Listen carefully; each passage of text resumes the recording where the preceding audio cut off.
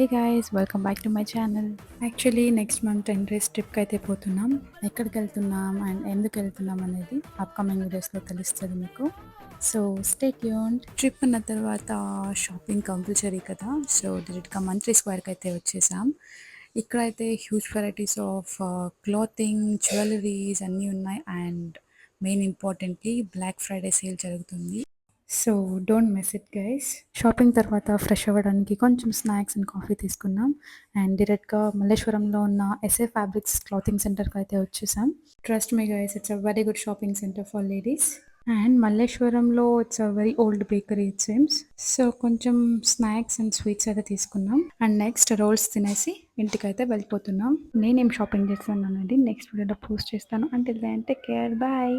If you like the video, please do like, share and subscribe.